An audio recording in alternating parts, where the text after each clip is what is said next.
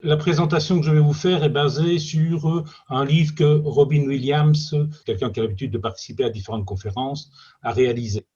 Maintenant qu'il propose, on le retrouve un peu partout. Et c'est intéressant de le suivre parce que quand vous réalisez un diaporama, l'objectif, c'est de toucher votre public.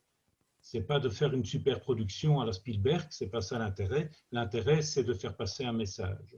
Et donc ici, on va voir quelles sont les méthodes qui permettent de mieux faire passer un message. Alors, dans un diaporama, il faut toujours commencer par un plan. Donc le plan que nous allons suivre ici, c'est préparer votre diaporama, les 4 principes de la conception d'un diaporama et 4 principes de la conception visuelle. Et puis, vous êtes peut-être au courant d'une série de règles, de choses qu'on vous a dites et ainsi de suite. Et il y en a pas mal souvent qu'il faut complètement ignorer d'ailleurs. Et donc, on va revoir un petit peu ces règles-là. Alors, la première chose que vous devez faire lorsque vous préparez votre diaporama, c'est de bien connaître votre sujet.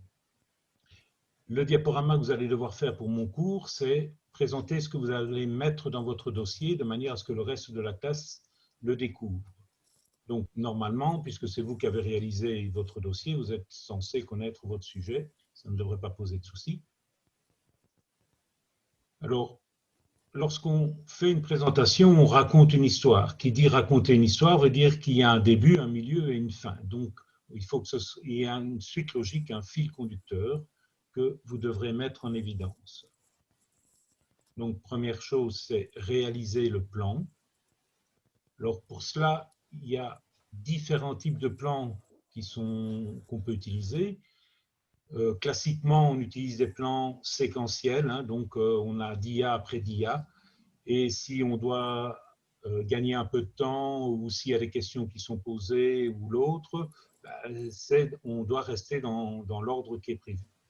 Alors j'ai déjà vu, lorsque je suivais mes études à l'université, certains professeurs qui prévoyaient des diaporamas de 50, 70 dia, et puis en cours de route, ah oui, mais on a perdu du temps, donc ça on ne verra pas, ça on ne verra pas. Résultat, ça frustrait tout le monde parce que soit on avait l'impression qu'il fallait aller très vite, soit il y a des choses qu'on disait on ne verra pas, qu'on avait envie de voir. Donc il y a une deuxième méthode, un petit peu plus technique, mais pas tellement, qui consiste à avoir une charpente principale et des liens qui mènent vers des explications complémentaires. C'est une méthode très intéressante, entre autres, lorsque vous ferez votre travail de fin d'études, c'est dans 3 ans, mais bon, voilà, je vais y réfléchir. Quand on présente quelque chose devant un jury, c'est parfois intéressant de laisser croire qu'on n'a pas approfondi trop quelque chose pour qu'il pose une question. Et c'est à ce moment-là que vous sortez en disant « Ah, tiens, voilà, oui, j'avais prévu » et vous pouvez répondre et vous restez en terrain connu. Alors, je sais qu'il y en a parmi vous qui n'aiment pas les ordinateurs, donc il y a toujours la méthode par post-it qui permet donc l'essentiel, c'est que quand on fait son plan, le plan, on peut l'adapter en fonction de ce qu'on découvre et autres. Et donc, j'insiste, le plan, il se fait avant même de commencer à réfléchir à ce qu'on va mettre dans les dias. Donc, il ne faut pas chercher les photos et tout ce qui s'ensuit avant d'avoir fait le plan. Sinon, on se perd dans la technique plus que dans le contenu. Maintenant, dans PowerPoint, il y a un mode plan dans lequel il vous suffit d'indiquer les titres que vous allez mettre à vos dias. Et ça, vous êtes en mode plan et vous pouvez déplacer les dias de les unes entre les autres. Alors, on arrive maintenant dans quelque chose de plus clair pour toi, Anas, avec des exemples. Les principes de conception d'une présentation. Première chose que vous devez faire, c'est peaufiner votre texte et supprimer tout arrière-plan que j'appelle stupide, c'est peut-être pas le meilleur mot, mais en tout cas des arrière-plans qui vont empêcher de bien voir le contenu. Parfois, on a des super arrière-plans, je donnerai des exemples, c'est peut-être très joli, mais ça empêche de voir le message. Peaufiner le texte, ça j'en donnerai des exemples. Alors, pour vous montrer au niveau des arrière-plans et du peaufinage de texte, voici un exemple. Donc, c'est une personne qui doit réaliser un diaporama sur Shakespeare. Et donc, voici la première ébauche. Vous voyez que vous avez un pavé de texte et une petite image sur le côté. On met tout le texte ainsi, ça veut dire que cette personne, si elle devait présenter, elle est bloquée dans ce qui est écrit. En gros, elle va lire ce qui est écrit. Or, lorsque vous présentez quelque chose, vous devez apporter un plus, parce que la vedette, ce n'est pas le diaporama, c'est vous. Et donc, il faut y mettre simplement des mots-clés ou voire même des images. Je vais reprendre ça ici après. Une autre ébauche, qui est déjà un peu mieux, cette fois-ci, vous voyez, il n'y a plus tout le texte qui était mis avant. Ce texte, la personne le dira en présentant, elle met un titre, elle remet la photo et elle dit, ben voilà, j'ai parlé de l'épreuve de l'auteur, preuve originale. Mais quant à mettre ça, autant laisser simplement la photo. Et donc, on peut se contenter de mettre la photo et un titre. Alors, vous voyez qu'ici, normalement, je suppose que là, vous le voyez, quand je le présente en direct, les projecteurs ne le montrent pas toujours. Il y a à l'arrière-plan, il y a eu le choix de mettre un rideau comme dans les théâtres pour essayer de rester dans le thème. Mais l'information principale, ça reste Shakespeare et la photo qui est mise en évidence.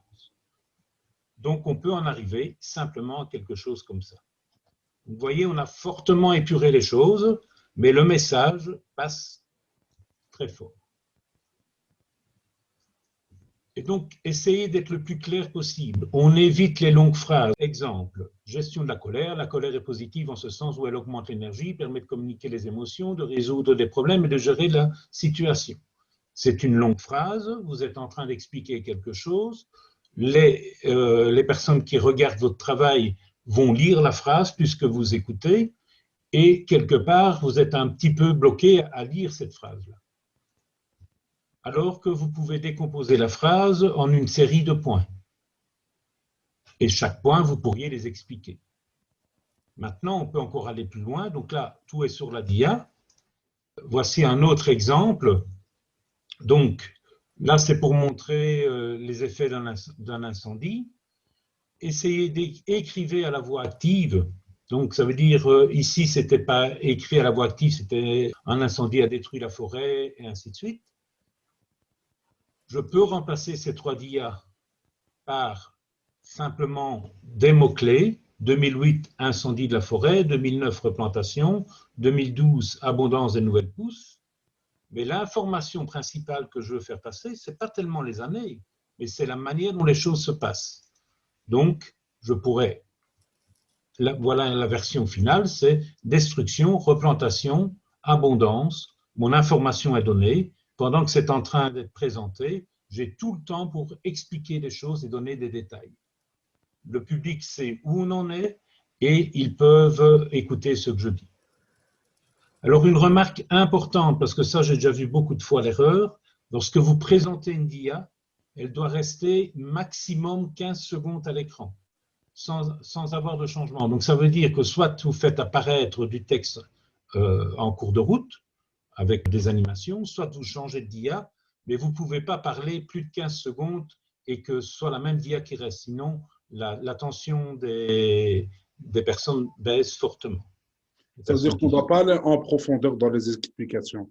Tu peux aller en profondeur dans les explications, mais tu vas faire apparaître des morceaux de ton explication petit à petit ou changer de dia pendant que tu expliques les choses.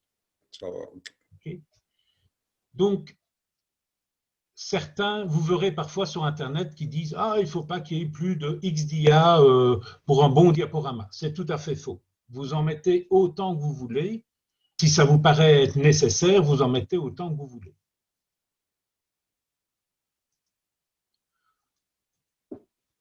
Alors, voici un exemple. Désolé pour ce qui apparaît avant. Ça, c'est justement, ça me permet de vous dire quelque chose. J'ai transformé un diaporama PowerPoint en slide. Donc, slide, c'est ce qui est sur Google que vous pouvez avoir, c'est gratuit et vous pourriez faire votre diaporama avec si vous n'avez pas PowerPoint.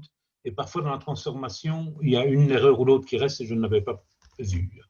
Enfin, soit. Un bon programme pour garder un poids idéal. Vous voyez ici, tous les points sont mis les uns derrière les autres. Qu'est-ce qui se passe pour les personnes qui assistent à la présentation? Pendant que vous êtes en train d'expliquer le premier point, ils sont déjà en train de lire les suivants. Autrement dit, ils ne sont pas concentrés sur ce que vous êtes en train de faire. Donc, il vaut mieux remplacer ça par plusieurs dias. hein, quand je dis qu'il faut en faire autant que possible. Une première dia qui dit, bah, OK, on va vous parler du programme pour garder un poids idéal. Il y a 5 points. Et puis, chaque dia présente un des points. L'avantage de faire ça, c'est que vous allez pouvoir écrire en plus grand. Et surtout, pendant que vous êtes en train de présenter le point, les personnes qui assistent ne savent pas faire autre chose que de vous écouter et d'être concentrés sur ce que vous êtes en train de dire.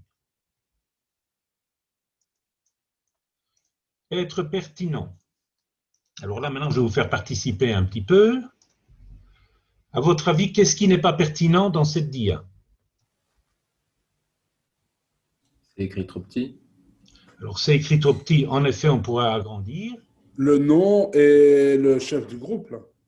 Alors ça, c'est peut-être intéressant de le mettre, ça dépend quand ça a été présenté. Si c'est présenté, par exemple, dans une firme ou l'autre, c'est intéressant de savoir qui gérait les choses. Mais là-dedans, Il y a trop de... Vas-y. Non, allez-y. Non, J'allais dire, il y a trop de symboles. Moi, perso, quand je regarde cette image, je suis plus attirée par les symboles qu'autre chose. Exactement. Il y a trop de symboles. Donc, toutes les petites images qu'il y a sur les côtés sont superflues. Et donc, si je les enlève, je peux justement, comme on l'a dit, augmenter la taille du caractère pour que ce soit plus clair et aller à l'essentiel. Dans celle-ci, qu'est-ce qui pose problème? C'est qu'il y a beaucoup de points et comme vous avez dit avant, on va commencer à lire avant l'explication de l'exposant.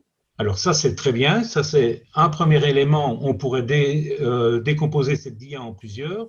Et sur la dia même, qu'est-ce qu'il y a encore qui pose problème? Il y a l'appel qui pose lumière, le problème. le montage là, couleur. En fait, nos yeux vont vers l'appel, en fait. Ouais, Alors, voilà.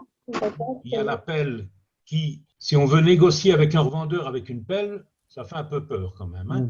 Donc l'appel en elle-même n'apporte rien de plus au message.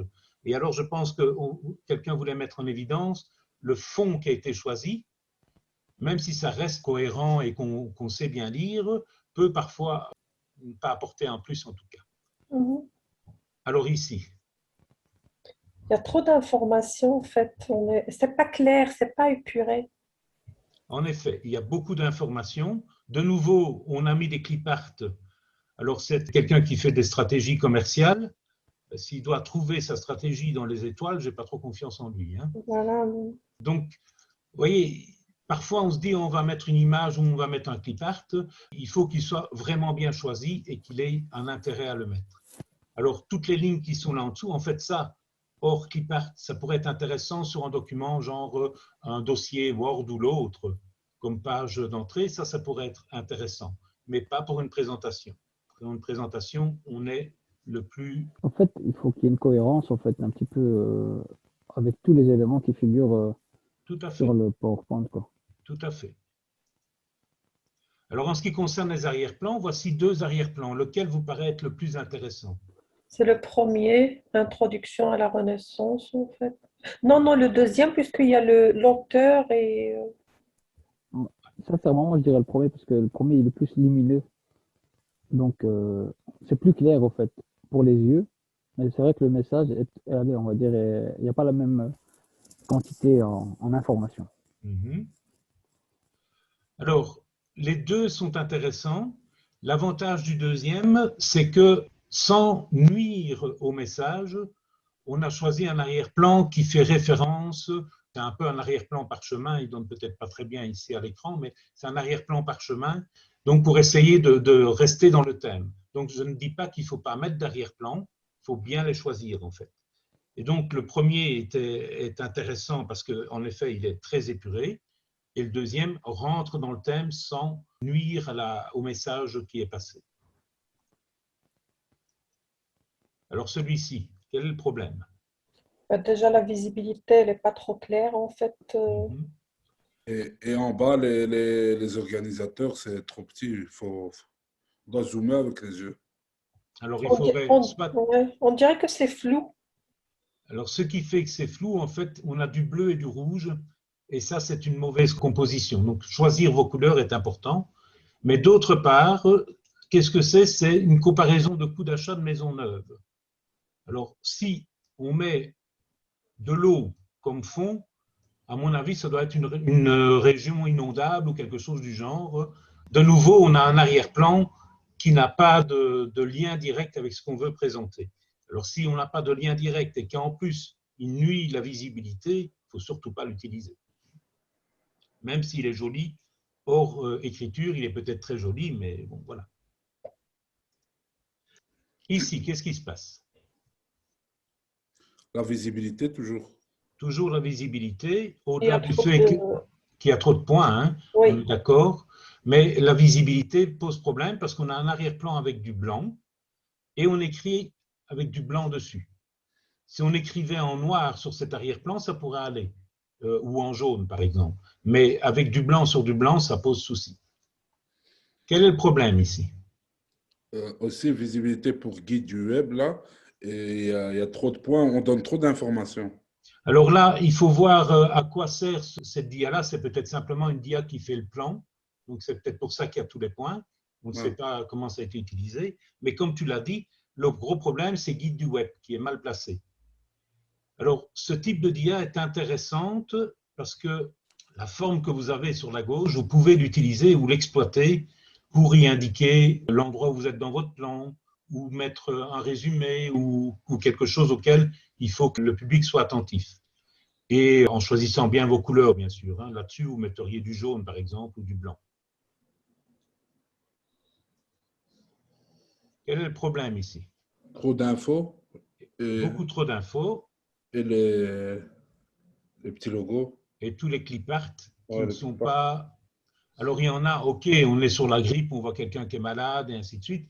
On reste dans le thème, en tout cas pour celui-là, d'accord. Le gars, il aime bien, c'est un Irlandais, donc il aime bien, il a mis en évidence son drapeau, mais ça n'apporte pas une information supplémentaire. Donc, ce n'est peut-être pas utile.